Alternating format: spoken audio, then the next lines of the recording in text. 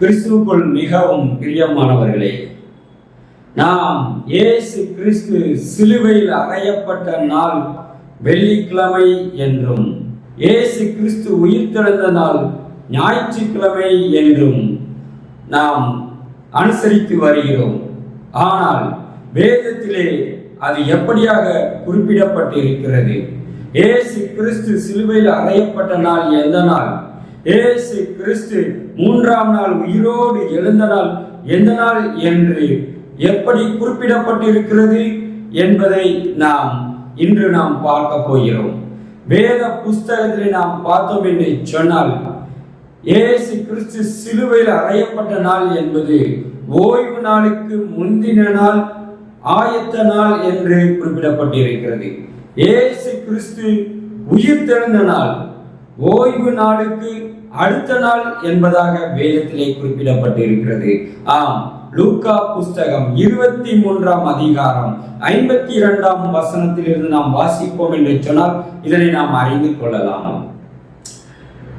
அவன் பிலாத்துவினிடத்தில் போய் இயேசுவின் சரீரத்தை கேட்டு அதை இறக்கி மெல்லிய துப்பட்டியிலே சுற்றி கண் மலையில் வெட்டப்பட்டதுமாய் ஒரு காலம் ஒருவனும் வைக்கப்படாததுமாய் இருந்த ஒரு கல்லறையிலே வைத்தான். அந்த நாள் ஆயத்த நாளாய் இருந்தது. ஓய்வு நாளும் ஆரம்பமாயிற்று. ஆம் பிரியமானவர்களே, இயேசு கிறிஸ்து மாலை வேளையில் சிலுவையில் அறையப்படுகிறார். அவர் வெகு சீக்கிரத்தில் மரித்து விடுகிறார். உடனடியாக இயேசுவை விசுவாசித்த ஒரு யோசேப்பு என்ற ஒரு நீதியுள்ள ஒரு மனிதன் பிலாத்துவினிடம் ஓடி சென்று இயேசுவின் சரீரத்தை தனக்கு தரும்படியாய் அடக்கம் பண்ண வேண்டும் என்று கேட்கிறான். பிலாத்துவும் சரி என்று அனுமதி கொடுக்கிறார். உடனடியாக அவன் இயேசுவின் சரீரத்தை சிலுவையிலே இருந்து அவன் இறக்கி வைக்கிறான்.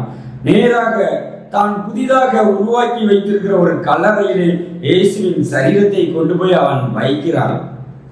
அவன் மாத்திரம் கொண்டு போய் வைக்கவில்லை. அப்பொழுது இயேசுவுக்கு அன்பாயிருந்த அநேக பெண்களும் அந்த யோசேப்போடே அந்த கல்லறையிடத்திற்கு போகிறார்கள். அவர்கள் அந்த கல்லறையினை பார்க்கிறார்கள். இயேசுவின் சரீரம் அதற்குள் வைக்கப்பட்டிருக்கிறதை பார்க்கிறார்கள். உடனடியாக அவர்கள் என்ன செய்கிறார்கள் தெரியுமா? நாம் அடுத்த வசனத்தில் இப்படியாக அதை குறித்து நாம் வாசிக்கிறோம்.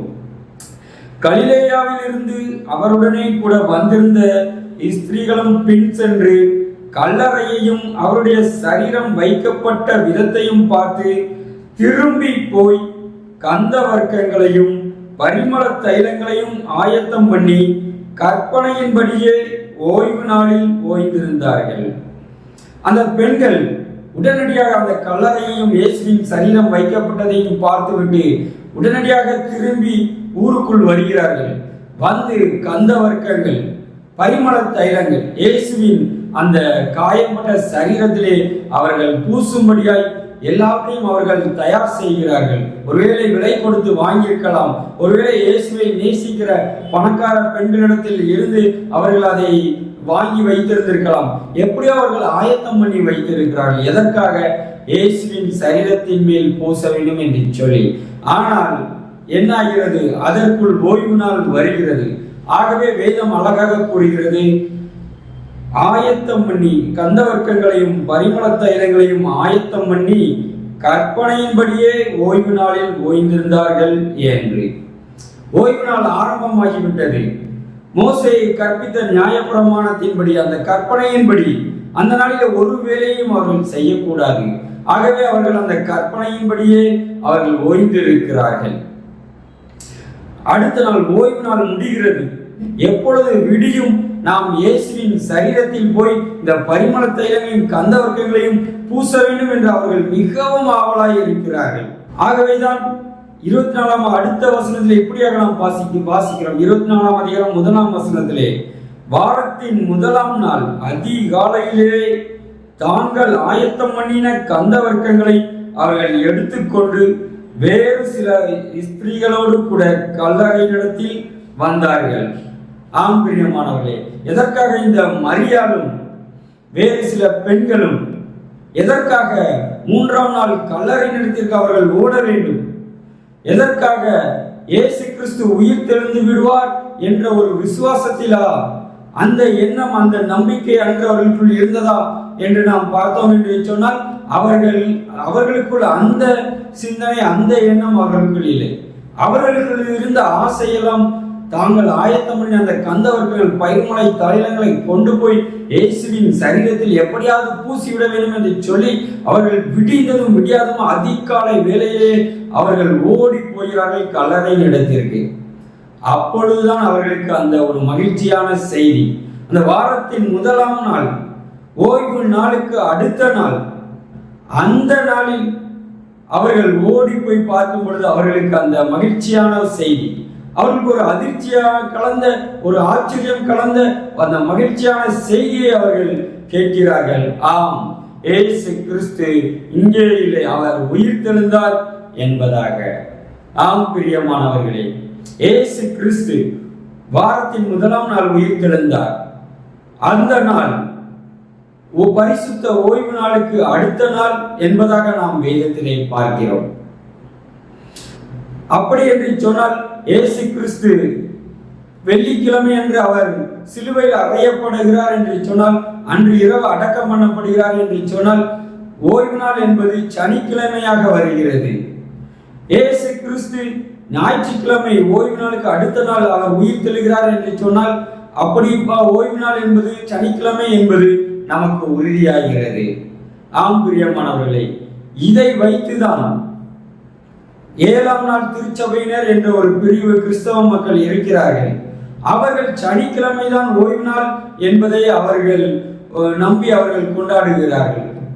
சனிக்கிழமை தான் ஓய்வு நாள் என்பதை அவர்கள் அனுசரித்து அன்றைய தினத்திலே அவர்கள் ஆராதனைகளை செய்கிறார்கள். அன்றைய தினத்திலே அவர்கள் ஒரு வேளையும் செய்வது இல்லை, சமையல் கூட அந்த நாளில் அவர்கள் செய்வது இல்லை என்பதாக நான் கேள்விப்பட்டிருக்கிறேன். ஆம் பிரியமானவர்களே, அவர்கள் சொல்வது வேதத்தின் அடிப்படையில் நாம் பார்த்தோம் என்று சொன்னால் அந்த 7ஆம் நாள் சனிக்கிழமை என்பதை நாம் அறிந்து கொள்ள முடிகிறது. தேவாதி தேவனும் 6 நாட்கள் அவர் அநேக காரியங்களை, இந்த உலகங்களை உருவாக்குகிறார். 7ஆம் நாளில் ஓய்ந்திருந்தார் என்று பார்க்கிறோம். வாரத்தின் முதல் நாள் ஞாயிற்றுக்கிழமை என்று நாம் எடுத்துக்கொண்டோம் என்று சொன்னால் அந்த 7ஆம் நாள் என்பது சனிக்கிழமை தானே வருகிறது. அப்படி என்று சொன்னாலும் 7ஆம் நாள் என்பது ஓய்வு நாளாக இருக்கிறது அல்லவா?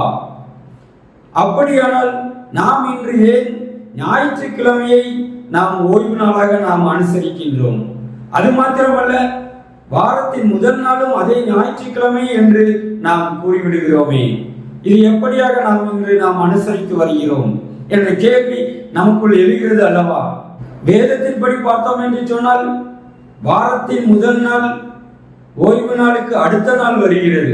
ஆனால் இன்று நாம் வாரத்தின் முதல் நாள் ஞாயிற்றுக்கிழமை என்று நாம் வைத்திருக்கிறோம். அதே போல ஓய்வு நாள் என்பதும் ஞாயிற்றுக்கிழமை என்று நாம் வைத்திருக்கிறோம். வேதத்தின்படி பார்த்தோம் என்று சொன்னால் இன்று நாம் அனுசரிக்கின்ற இந்த காரியங்கள் எல்லாம் சற்று முரண்பட்டதாகவே நமக்கு தெரிகிறது. அப்படி என்று சொன்னால் இந்த காரியங்கள் எப்படியாக உருவாகி இருக்கும் என்ற ஒரு கேள்வி நமக்குள் வருகிறது அல்லவா? அதை குறித்து நாம் பார்ப்போம் என்று சொன்னால், இயேசு கிறிஸ்து வாரத்தின் முதல் நாளிலே அவர் உயிர் தெழுகிறார், அதாவது ஞாயிற்றுக்கிழமை என்பதாக வருகிறது.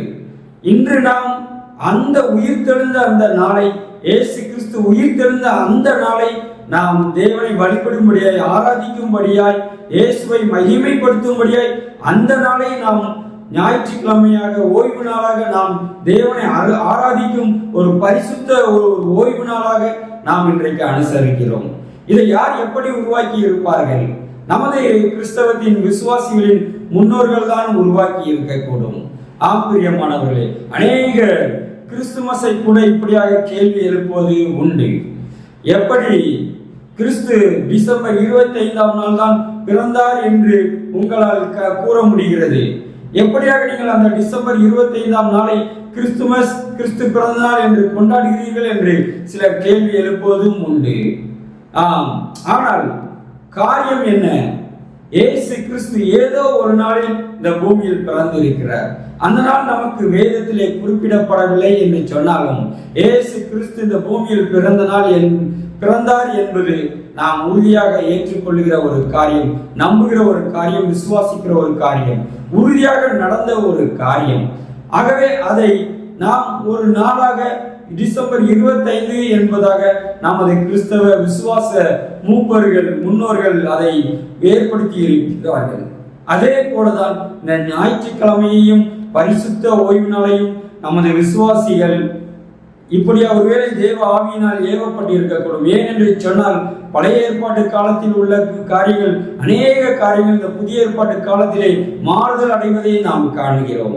ஆம், பழைய ஏற்பாட்டு காலத்திலே எருசலேம் தேவாலயத்தில் தொழுவ வேண்டும், அல்லது என்று சொன்னால் எருசலேம் தேவாலயம் இருக்கிற திசையை நோக்கி அவர்கள் தொழுது கொண்டு வந்திருந்தார்கள். ஆனால் இயேசு கிறிஸ்துவே கூறுகிறார், பிதாவை எங்கும் தொழுது கொள்ளும் காலம் வருகிறது என்று சொல்லி. ஆம், அதே போல அதற்கு முன்பதாக பழைய ஏற்பாட்டு காலத்திலே மோசேயின் மூலமாய் விருத்த சேதனம் சரீரத்திலே உருவாக்கப்பட்டிருந்தது. ஆனால் ஆதி அப்போஸ்தலர்கள் காலத்திலே இயேசுவின் வருகைக்கு பின்பதாக அந்த விருத்த சேதனம் என்பது அந்த காரியம் நீக்கப்படுகிறது கிறிஸ்தவத்தில் இருந்து. இப்படியாக அநேக காரியங்கள் மாறுதல்கள் உட்பட்டதினால் ஒருவேளை தேவ ஆவியினால் ஏவப்பட்டு அநேக தேவ பிள்ளைகள், தேவ முன்னோர்கள், விசுவாசிகள் ஒரு மனதோடு கூடி இப்படிப்பட்ட ஒரு முடிவை எடுத்திருக்கலாம் என்பதாக நான் நம்புகிறேன். ஆம் பிரியமானவர்களே, அது ஏதோ ஒரு நாளில், வாரத்தின் ஏதோ ஒரு நாளை நாம் முன்குறித்து அதிலே நாம் அதை ஓய்வு நாளாக இன்று நாம் அனுசரிக்கிறோம். அதை இயேசு கிறிஸ்து உயிர்த்தெழுந்த நாளாக நம் முன்னோர்கள் குறித்து வைத்திருக்கிறார்கள். அவ்வளவுதான். ஆகவே இயேசு கிறிஸ்து வெள்ளிக்கிழமை சிலுவையில் அறையப்பட்டார், ஞாயிற்றுக்கிழமை உயிர்த்தெழுந்தார் என்று நாம் இன்று அனுசரித்து வருகிறோம். ஆனால் வேதத்தின்படி நாம் பார்த்தோம் என்று சொன்னால் ஓய்வு நாளுக்கு முந்தின நாள் சிலுவையில் அறையப்படுகிறார், ஓய்வு நாளுக்கு 3ஆம் நாளிலே, அந்த மறுநாள் 3ஆம் நாளிலே இயேசு கிறிஸ்து உயிர்த்தெழுந்தார் என்பதாக குறிப்பிடப்பட்டிருக்கிறது. இப்பொழுது அறிந்து கொண்டீர்களா, இயேசு கிறிஸ்து உயிர்த்தெழுந்த நாள், இயேசு கிறிஸ்து சிலுவையில் அறையப்பட்ட நாள் என்று, இயேசு கிறிஸ்து உயிர்த்தெழுந்த நாள் என்று என்பதை. ஞாயிற்றுக்கிழமை ஏன் வாரத்தின் முதல் நாளாக இருக்கிறது, அதே போல பரிசுத்த ஓய்வு நாளும் அதே வாரத்தின் முதல் நாளாக இருக்கிறது என்பதை நீங்கள் தெளிவாக அறிந்திருப்பீர்கள் என்று கிறிஸ்துவுக்குள் நான் நம்புகிறேன். தேவனுக்கே மகிமை உண்டாவதாக. ஆமென், ஆமென்.